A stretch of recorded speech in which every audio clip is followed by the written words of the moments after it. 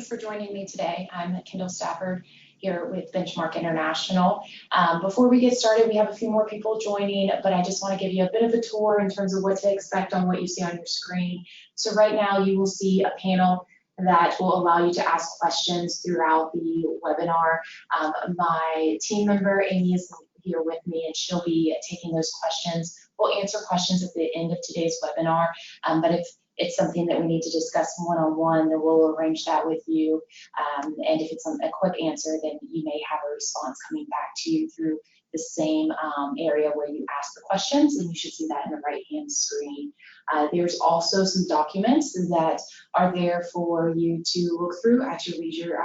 You're able to download those documents. So 4 in particular, a little bit about Benchmark. So we have the Mark, which is our magazine that we publish on a quarterly basis. So it tells you a bit about what's going on in the industry, a bit about Benchmark and some of the deals that we're currently representing in the market. My bio, as well as we have some links to some of the specific sites in terms of industries that we're active in at this time. And then also, and that just gives you a bit of insight again into some various industries. And then also just a little piece if you're considering selling, just talking to you a bit about the process if you choose to engage someone such as Benchmark and exploring your options for exit. It's just a reminder that it's not a commitment to sell. There's still a lot of work to be done once you decide to put your company on the market. But those resources are there for you. Please feel free to download them, look at them, and if you have any questions, don't hesitate to reach out to our team here at Benchmark. We'd love to answer any questions that you have. So I guess to start off, I will talk a little bit about myself as well as what you can expect for today's webinar. First, I'd like to thank you for your time today. I know you're very busy, and I appreciate you taking a bit of your time to learn a bit about deal structure when it comes to the M&A market. So as I sat down with the team, we talked about what are we often hearing from our sellers, and every seller has different concerns whenever they go into a transaction. And one of the ways that we can help alleviate some concerns is through structuring in the deal. So I've taken, throughout today's presentation, I've taken some examples, and I'll refer some of the examples to some deals that we've completed and some real world examples. But again, these are picked from various deals, so there's a million ways to structure a deal, but these will just give you some ideas of some of the creative structures that we're able to use to help achieve your goals if you're considering selling, whether exit or bringing in a growth partner. And if you have any specific questions, again, feel free to reach out to Benchmark. And also, I guess, to tell you a bit about myself and why I'm here today. So my name is Kendall Stafford, and I am the Managing Director and Partner in our Austin, Texas office. So a bit of background, grew up in a family business, owner-occupied, so I understand the struggles that you're going through and seeing family members that have exited their businesses. My background, my initial part of my career, it was in commercial underwriting and wealth management. And then I've been with Benchmark. I started in our Tampa office and had some great opportunities and success there, and had the opportunity to come out here to Austin. And so working with the team here in Austin to help achieve goals here in the Southwest region. A bit about myself. So worked on quite a few deals here. I'm a part of our major transaction team, so working on some of our larger deals. Also, various awards that I've won throughout my career here at Benchmark include Emerging Leader, 40 Under 40, International Advisory Expert, and I was part of the team that won the Technology Deal of the Year for $250 million to $400 million in transaction value. So that was really exciting, some really exciting opportunities that I've had and successes. So that tells you a bit about me and just kind of my knowledge base when it comes to deals and deal structure. And again, these are kind of different points, and we haven't had a deal that had all these points, but just to give you some ideas of creative opportunities to be able to achieve your goals. Again, for you all that are joining now, we are going to hold questions until the end of the presentation, but please have them coming in. I have Amy with me who is going to hold those until the end. And if they're one-on-one questions, we'll arrange to have that conversation offline, and if it's a quick response, then you may hear from Amy, and that'll be on the right-hand side of your screen, as well as some resources for you to download. So now that I'm going to do my best to keep to the hour that you've given me today, and again, I appreciate your time. So we'll go ahead and get started.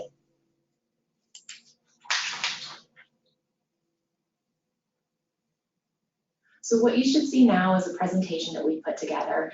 So we're going to be going through, again, some various deal structures that we've used. Actually, these are real world examples for you.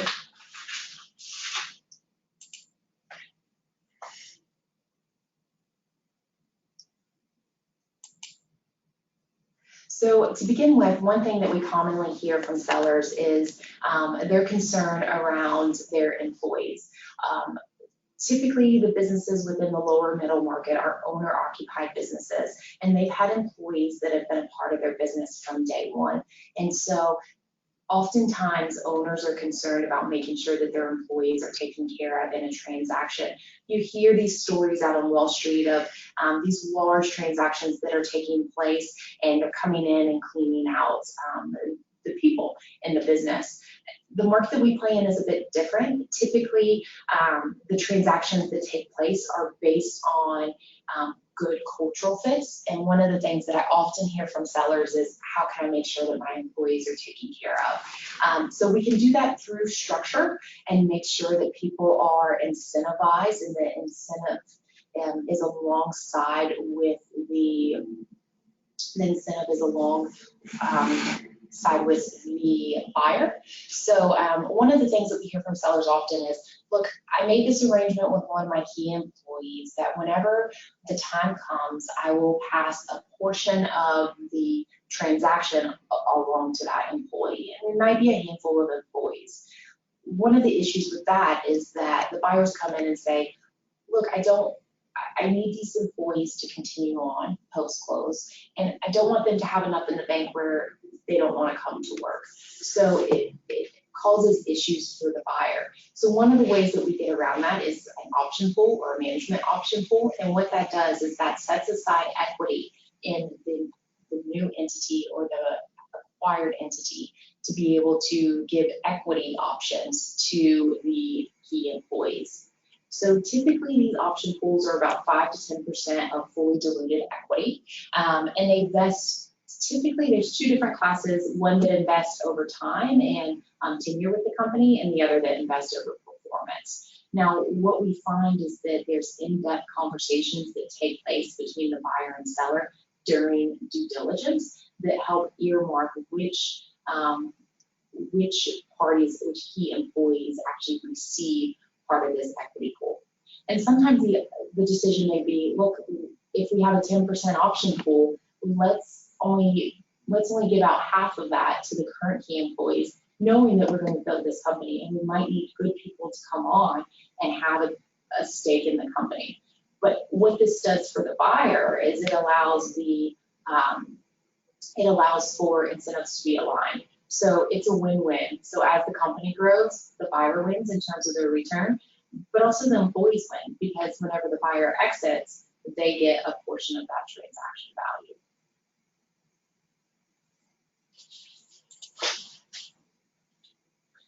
In owner-occupied businesses, as I mentioned, I grew up in a family business. Family is key. Not only do you have the key employees that feel like family after they've been with you for so long, but then you have your actual family members. And oftentimes, the deals that we represent have a family member, whether it's a child, a brother, sister, or some other relative. They're key to the business. They understand the business. And again, the seller wants to make sure that these family members are taken care of. So there's several ways that we could do this through employment agreements, making sure that they have a long-term employment agreement which provides them market and sometimes above market consideration for their time with the company, and then also ensure that they have key roles in the company. Now, we recently completed a deal that was in the technology side, and this deal in particular had three employees that were family members, all high level. One was running the operations, the other was running the finance, and One was kind of goodwill for the employees. And what we were able to do in that transaction was to ensure that the family members were taken care of post-close by providing employment agreements. They were also key employees, so we used some of that option pool that I talked about on the previous slide, and then make sure that they had key roles. If there were gaps in terms of abilities, what the buyer was able to do was come in and supplement the team and provide additional resources and training. But what we often see in these businesses is owner-occupied businesses are ran for you. You are the owner, you don't have anyone to report to, and then a transaction takes place and then there's people to report to.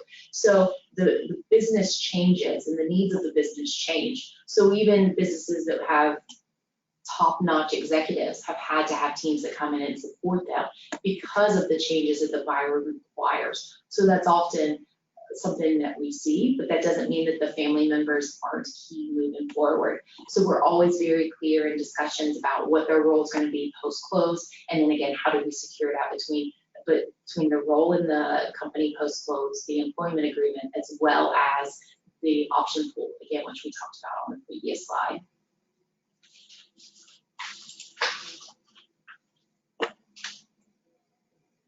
Another situation that comes up often from a seller's perspective is that you put so much into your business. Your business it's your baby. You put blood, sweat, and tears, literally in some cases. And you get to this point in the business gets to a cycle where it needs to grow. And in order to grow, you need to put capital into the business.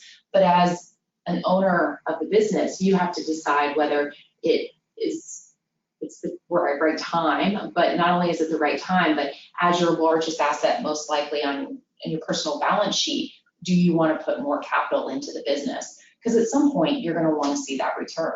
And if you're a baby boomer getting to retirement age, sometimes that might be a long-term return. So oftentimes we can bring in partners that will help accelerate the growth, and that way you can see the benefit sooner rather than later, but you're using someone else's money to do it.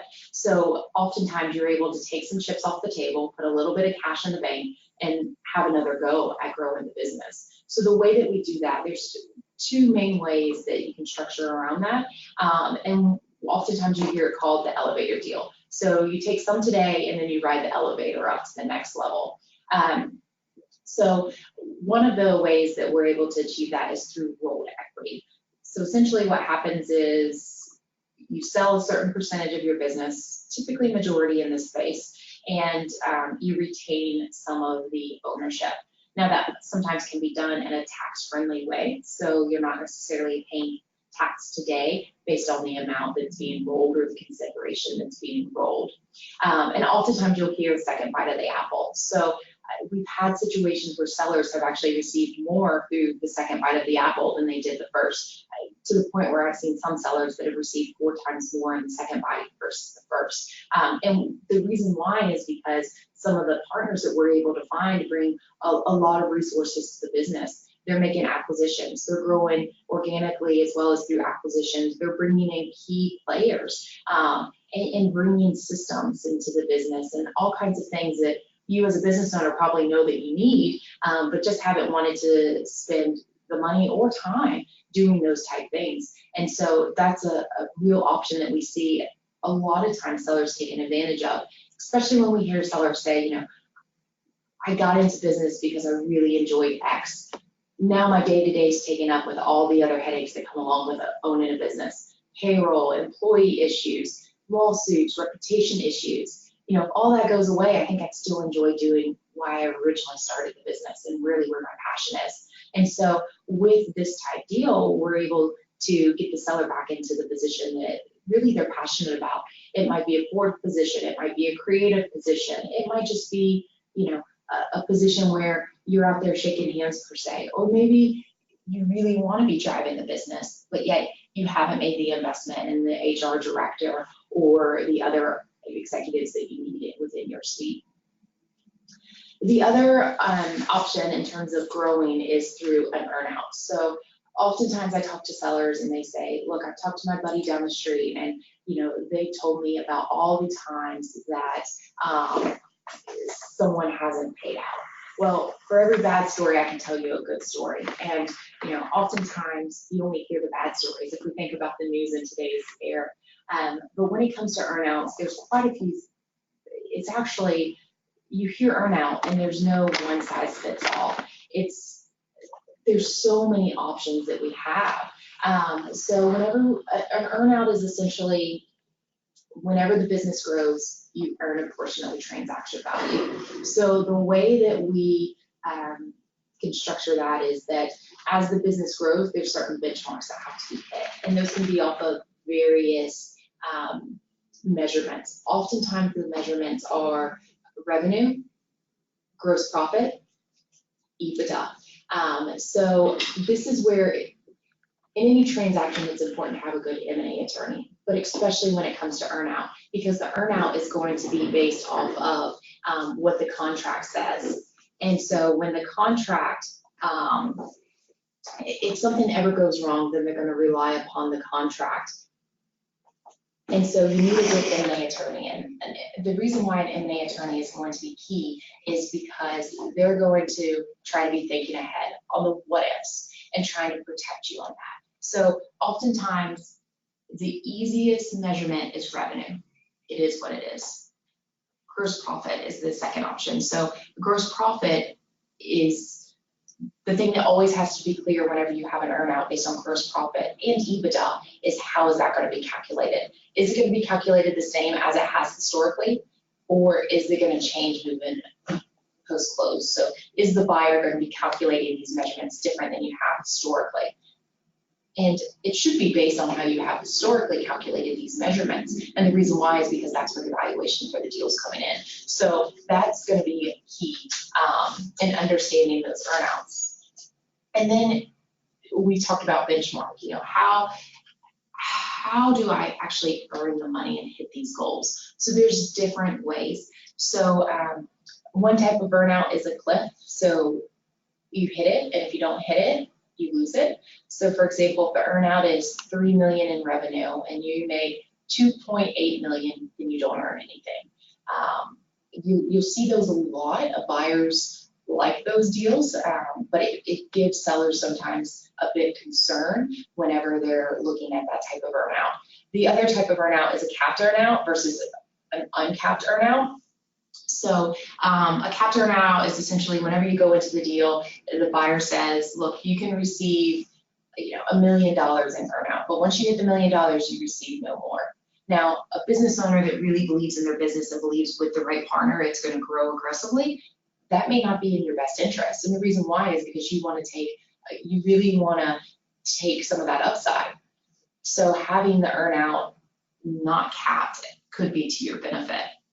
The other thing is, another option is a scale, so moving scale. So if we use that $3 million in revenue example, if you hit 80% of the target, then maybe the actual amount of money that you receive is 80% of whatever was initially targeted. So if you hit $3 million in revenue and you get 100,000 and you get 80% of the target, if you fall between a certain amount, then you get 80,000 essentially. But at least it's giving you something, even if you fall short.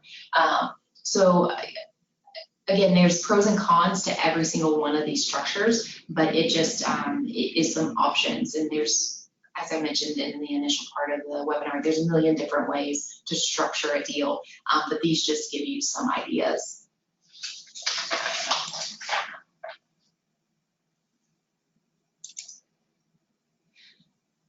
The next thing that we're going to cover and that we often hear from sellers is that there's various shareholders that have different goals. Some shareholders may be at the point that they want to retire and exit the business, while others may say, no, I want to grow with the business. So there's different ways to structure a deal so that each shareholder gets what they want.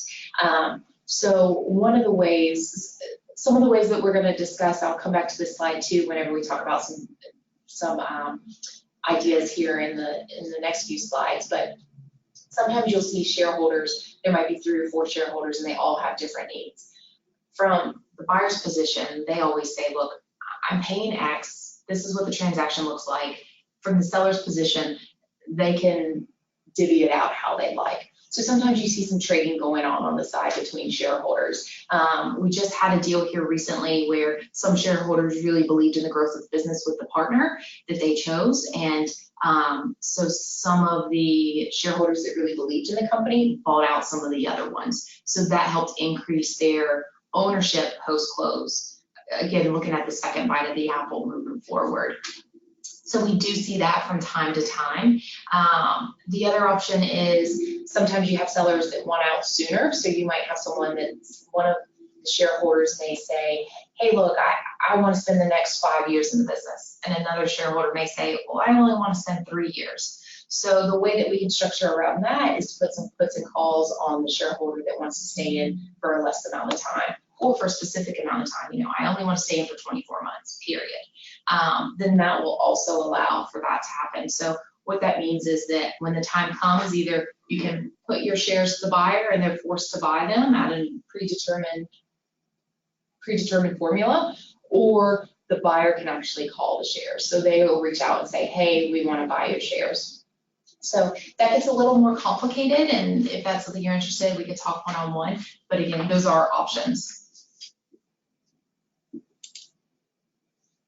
The other item that we have that we often hear from shareholders, especially when there's more than one, is that some of the shareholders, maybe one in particular, is really driving value in the business. So a deal that comes to mind is one that we had about 13 shareholders in the business, and 12 of them were not active. One was still active in business, and they were actually the CEO and driving the growth, which ultimately was driving the value. A great business, year-over-year growth, textbook type business. But the issue was the one party that was driving the value was actually a minority owner. So they only owned about 12 or 15% of the business. So based on the transaction, the amount that they would get was not proportionate to the effort that they've put in the business over the last few years. So one creative structure that we came up with was actually the sale of goodwill. So what we did in this case is we agreed amongst all the shareholders as well as the buyer that the person really driving this growth, it was the CEO in this case, but wasn't getting compensated properly through the ownership, was an employment contract. Essentially what they did was, not an employment contract, excuse me, but they sold their goodwill for a non-compete. So they said, you know, to not compete for 5 years, essentially the buyer paid them an annual amount. And that way too, we're not tax experts, but it wasn't treated as ordinary income. It was treated as part of the sale at that time. This was before the new tax law too. And we've just recently done that with another deal as well. A bit more complicated. It means that we have to bring in another advisor to provide a goodwill valuation. So that is something that is an option. But essentially what you're doing is selling your goodwill to not compete. The other option is employment agreements. So we've done deals in the past where the CEO was key, and so within their employment agreements, they had an above market commission as well as a signing bonus. And again, this allowed us to shift some of the consideration to this individual. So those are some options that we can look at if one shareholder is really driving the value. It might be a minority position from a holding perspective.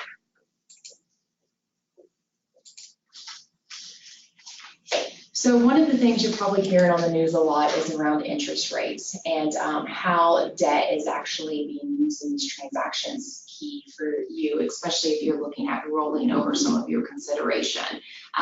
So this concept can sometimes be confusing both to buyers and sellers.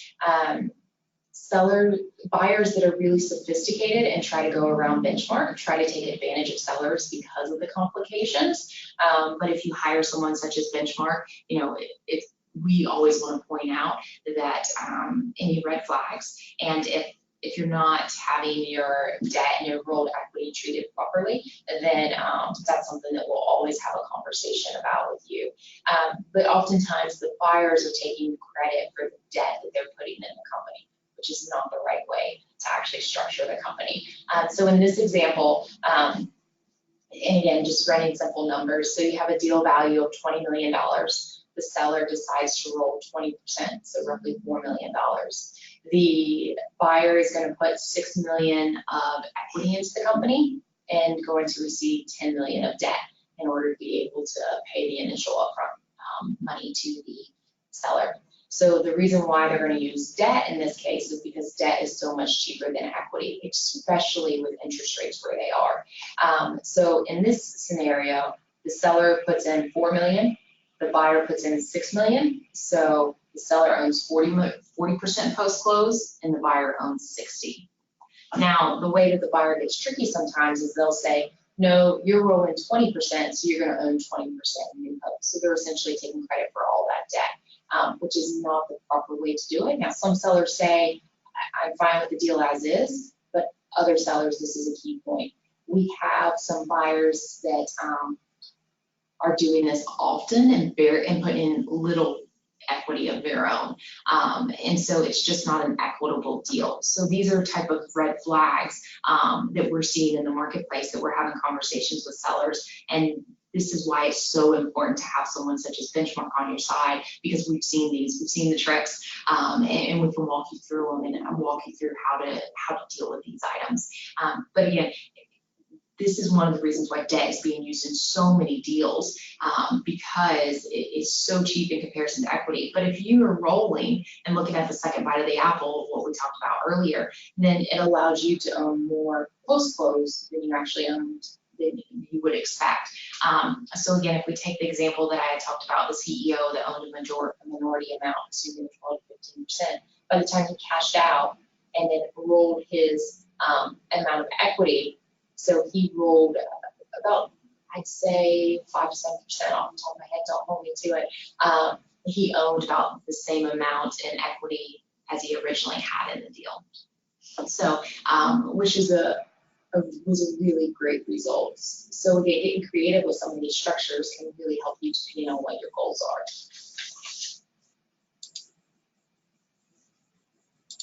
One thing we often hear from sellers is that I want to maximize my cash at close. And so again, there's ways that we can help ensure that that's what happens. So oftentimes when a seller hears the amount of money they're getting at cash at close, they don't think about escrows. And some advisors don't know to ask. This is an item that Benchmark covers very, very often.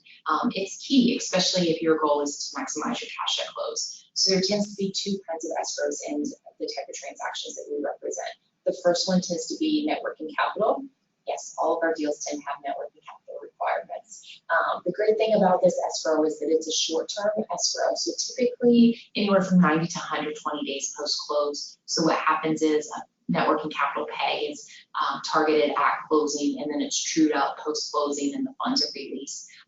If the net working capital is low, then some of the funds are released to the buyer. If it's high, then released to the seller. And potentially some additional funds as well. The other escrow is reps and warranties insurance. So every deal is going to require that, it's reps and warranties. Every deal is going to require that the seller provide reps and warranties for various needs. But one of the ways that we're able to maximize cash, so this tends to be the larger escrow of the two. It tends to be held longer term, sometimes 2 years. And it's the one that the seller tends to be most concerned about. So if anything goes wrong, essentially the buyer is going to pull from this pool of money. But one way we can get around and maximize the cash at close is to use reps and warranties insurance. So this reps and warranties insurance has historically been available for larger deals and started to come down into the lower mid market. And some people will look at it at 15 million plus in terms of transaction value. But essentially what happens is insurance policy is bought. So there still has to be some money left in the reps and warranties in order to cover the deductible in case anything happens, but then the insurance policy actually kicks in. So again, that's 15 million and up in transaction value, but we've used that on several deals, and I'd say that's really become popular. I'd say probably in the last 2 to 3 years in the lower middle market. Historically, it's been your larger transactions. The other option is to maybe forego an escrow and have an offset of a note or an earnout. So if there is structure in the deal and there is a seller note or an earnout, then if there is any issues in terms of reps and warranties, then it decreases the amount that you would receive as a seller note or as an earnout. Another option, some that we've been able to negotiate into our deals, is the buyer pay the transaction fees, or a portion of them. They oftentimes, I don't know if you've ever seen it, when they'll pay the investment banks fees, but they'll pay and help towards CPA and attorney fees. They oftentimes have them. But if you get into the nitty-gritty of an LOI, and especially an experienced deal person can tell whenever a buyer is actually going to have the company reimburse, the company will supposed to reimburse the buyer's fees. And so if you're low in equity, then that means it would only be applicable with the company was supposed to reimburse a portion of yours. So oftentimes, again, they are capped and they're limited to like attorneys, CPA fees, those kind of things, not necessarily benchmark fees. But that is something that we use in several deals.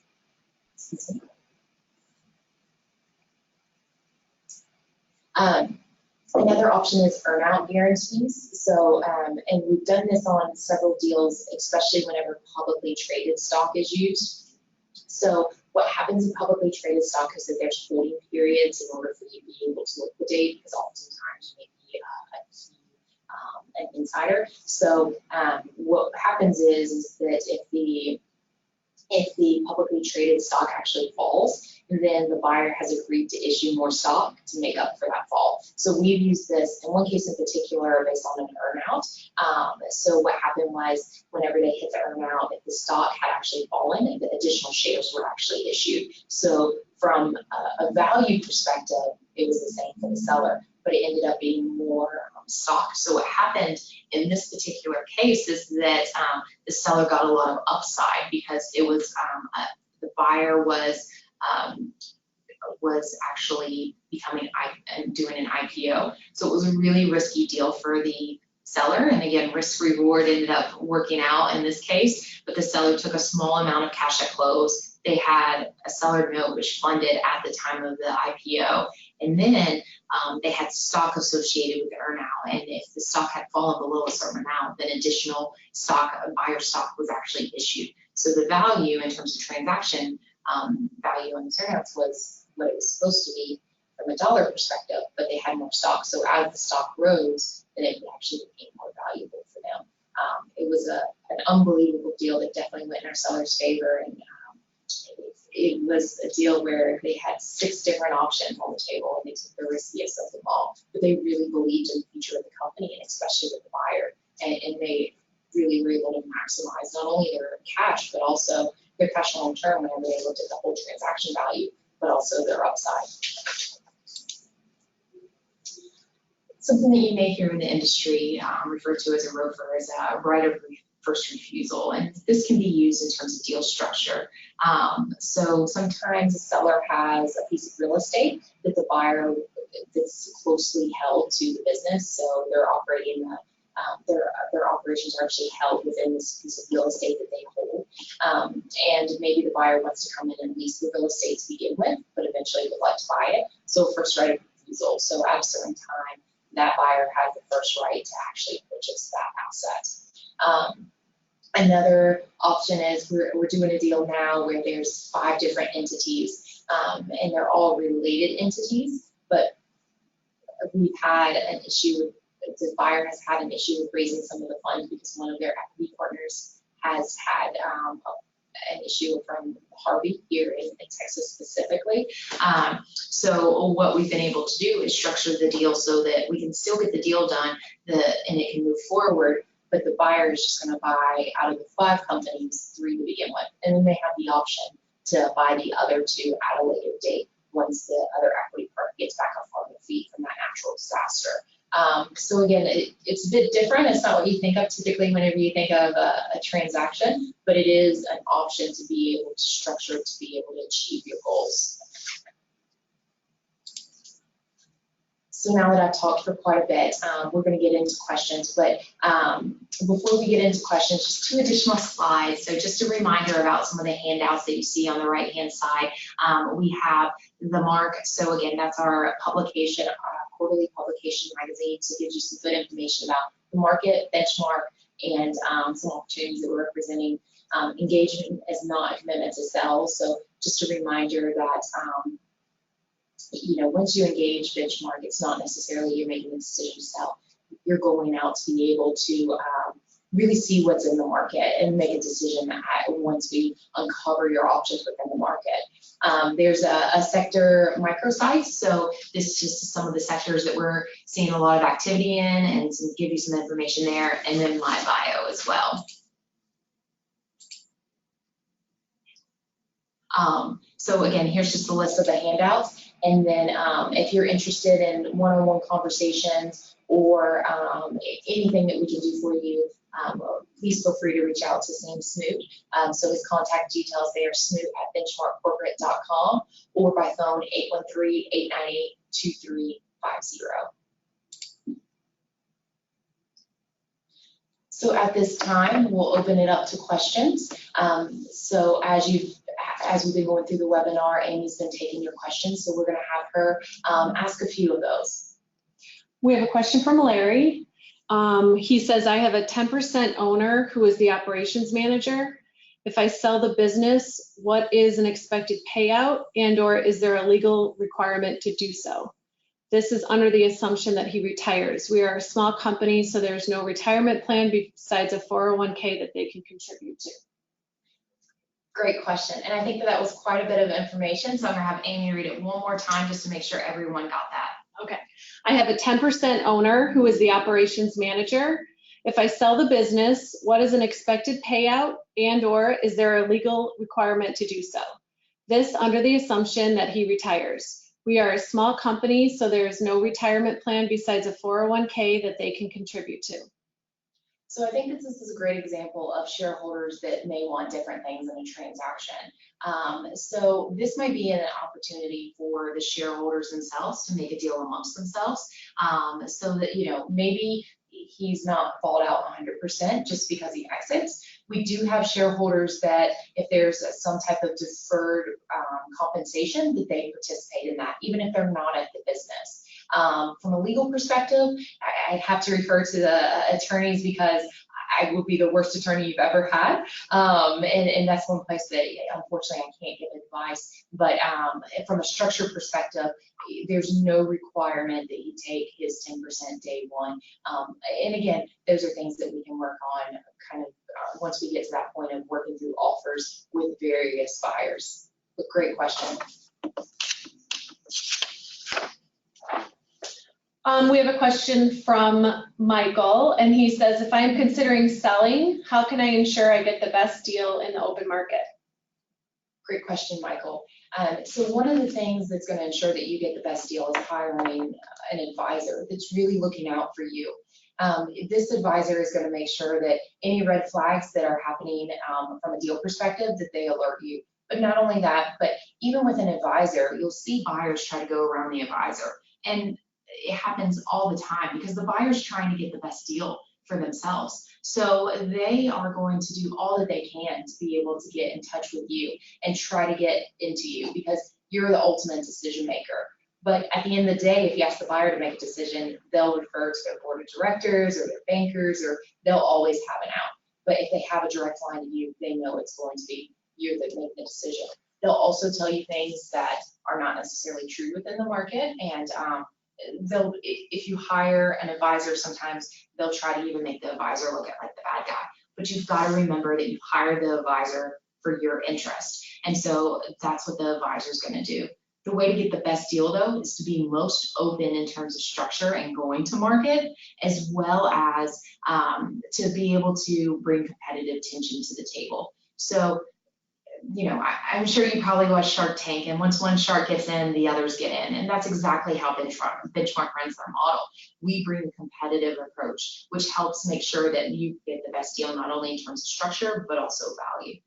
Great question. Okay, we have a question from John. He's asking, is this option pool for existing employees funded by the seller or buyer? i.e., it is typically off the top of an agreed on sale amount. If so, do unvested shares ultimately revert to the seller or to the buyer? Great question, John.